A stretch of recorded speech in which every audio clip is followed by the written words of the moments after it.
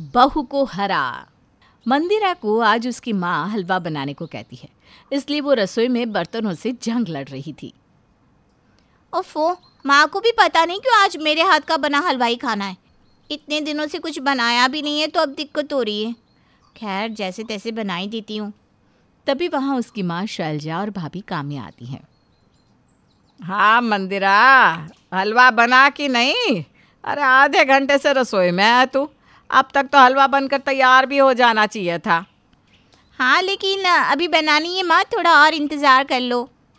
अरे ननद जी, क्या कर रही हो? अभी पानी मत डालो, पहले थोड़ा और घी डालकर सूजी को अच्छे से भून लो, वरना स्वाद नहीं आएगा और तुम्हारी सारी मेहनत बेकार जाएगी। देखा, मेरी बहू को सब आता है। हिम्मत है तो हरा कर दिखाओ उसे। चिंता मत करो माँ, आपका ये घमंड भी टूटेगा और मैं आपकी बहू को हरा कर दिखाऊंगी। अरे मुंह नहीं हाथ चला तू। देख रही है बहू तो अपनी ननद को, यह तुझसे कभी नहीं जीतने वाली, क्योंकि इसे कुछ आता ही नहीं। और मुझे तो लगता है कि तुझे हराने के लिए तुझसे ही कुछ सीखना पड़ेगा इसे। जी माँ जी, आप जाइए बाहर बैठिए, मैं अभी आपके लिए 5 मिनट में हलवा बना कर लाती हूँ। इस तरह से शैलजा हर समय अपनी बेटी को उकसाती और अपनी बेटी से अपनी ही बहू को हराने की बात करती, ताकि वो अपने ससुराल जाकर उसकी बहू की तरह एक अच्छी बहू बन सके। अब एक रोज़ की बात है, जब मंदिरा अपने कॉलेज के कल्चरल फंक्शन में साड़ी पहनकर जाने वाली थी। वो एक मॉडर्न सी साड़ी खरीदती है और उसे अपने हिसाब से पहनकर घर से निकलने लगती है। अरे मंदिरा बेटा, ऐसे तैयार होकर कहाँ जा रही हो? पापा, वो आज कॉलेज में कल्चरल फंक्शन है ना, बस इसी के लिए। ये तूने कौन से तरीके से साड़ी पहनी है? इसे साड़ी पहनना नहीं, लपेटना कहते हैं। देख तो जरा, ना प्लेटें ढंग से बनी है, ना पल्लू ठीक से लिया है। मुझे ठीक ही लग रहा है माँ, और वैसे भी ना मुझे लेट हो रहा है। दिक्कत इसमें नहीं, दिक्कत तुझ में है। रुक 1 मिनट। बहू, ए बहू, जरा बाहर तो आना। अब भाभी को क्यों आवाज़ दे रही हो? तू 2 मिनट शांति से खड़ी रहेगी? बहू, जरा बाहर तो आना। हाँ माँ जी, क्या हुआ? बहू, जरा इसकी साड़ी तो ठीक कर दे। देख तो सही कैसे आड़े टेढ़े तरीके से साड़ी बांधी है इस पागली ने। यह तो तुझे कभी भी हराने से रही। अब आज इसकी साड़ी ठीक करके एक बार फिर तो इसे हरा दे। तभी काम्या हंसने लगती है और मंदिरा को अपने साथ कमरे में लेकर जाती है।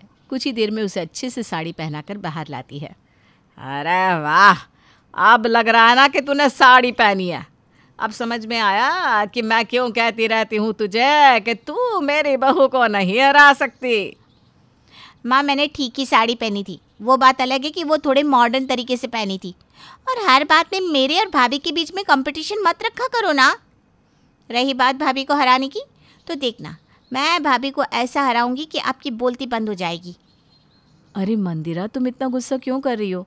अब माँ जी तो तुम्हारे भले के लिए कह रही है ना, कि तुम सीखोगी तो आगे तुम्हारे ही काम आएगा। अब तुम सास बहू से प्रवचन देती रहोगी या उसे कॉलेज भी जाने दोगी? अरे देर हो रही होगी बेचारी को। वही तो, पर इन्हें कौन समझाए?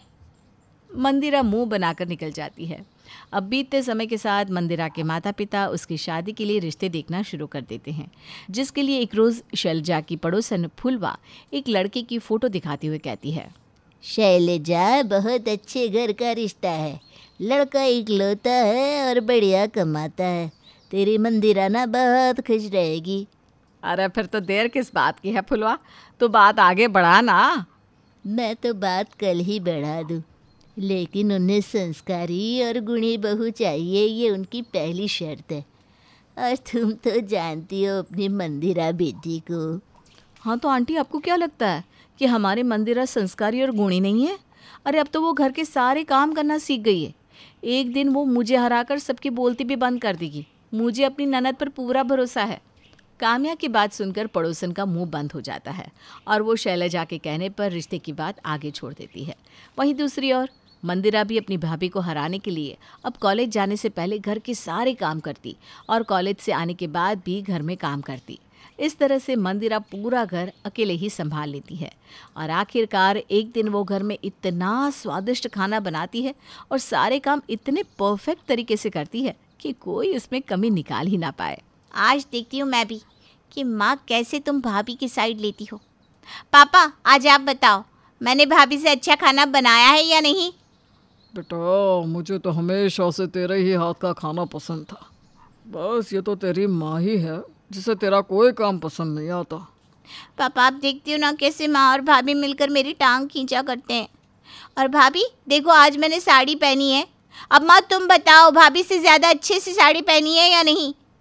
आप ही थी ना जो उस दिन मेरी पहनी हुई साड़ी में कमियां निकाल रही थी? मैडम जी, घर के काम आ जाने से, ये साड़ी पहन लेने से लड़कियां संस्कारी और गुणी नहीं हो जाती। संस्कारी और गुणी बनने के लिए धैर्य रखने की ज़रूरत है और ज़ुबान पर ताला लगाना पड़ता है। और कितना ही गुस्सा क्यों ना आए, घर परिवार को जोड़ के रखना और प्यार से बात करना आना चाहिए। देख रही है अपनी भाभी को। अब मेरी बहू को अगर तू गुणों में हरा सकती है तो दिखा हरा के। इतना बोलकर शैलजा और काम्या दोनों वहाँ से चली जाती हैं और आपस में बात करती हैं। बहू मैंने अंधेरे में तीर तो छोड़ दिया है, पर वो तीर सही निशाने पर लगा तो है ना, क्योंकि अगले ही महीने लड़के वाले हमारी मंदिरा को देखने आ रहे हैं। तब तक इसकी ज़ुबान पर कंट्रोल तो हो जाएगा ना। माँ जी चिंता मत कीजिए, तीर बिल्कुल निशाने पर लगा है। आपने देखा नहीं, आपकी बात सुनकर ननद जी ने कोई जवाब नहीं दिया। इससे साफ पता चलता है कि ननद जी बिल्कुल वैसी बन गई हैं जैसी आप अपनी बेटी को देखना चाहती थी। इस तरह से दोनों सास बहू अपनी चाल में कामयाब हो जाती है और मंदिरा जो किसी की नहीं सुनती थी अब वो सबकी बात सुनती। अब मंदिरा किसी से भी बदतमीजी नहीं करती और घर के सारे काम भी सीख चुकी थी और इस तरह से मंदिरा हर चीज़ में अपनी भाभी को हरा देती है। पर अफसोस, इतना सब कुछ करने के बाद भी बेचारी मंदिरा की माँ उसके हाथ पीले करवा देती है। और एक दिन मंदिरा अपनी माँ को फ़ोन करती है। माँ कैसी हो तुम? घर में सब ठीक तो है ना? तुम यहाँ की फिक्र मत करो, मैंने ना पूरा घर संभाला है, वो भी अकेले, ठीक उसी तरह से जैसे भाभी ने पूरा घर संभाला है। ये तो बहुत अच्छी बात है मेरी बच्ची। अच्छा मंदिरा, तू ना अपनी माँ को माफ़ कर देना।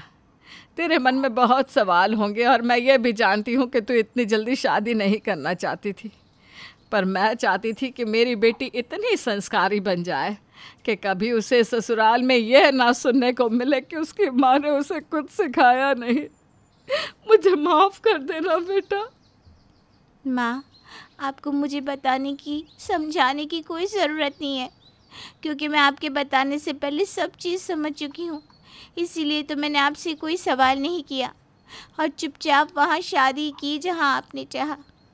अब आप अपना मन छोटा मत करो और खुशी से झूमो, क्योंकि मैंने आपकी बहू को हरा दिया है माँ, आपकी बहू को हरा दिया।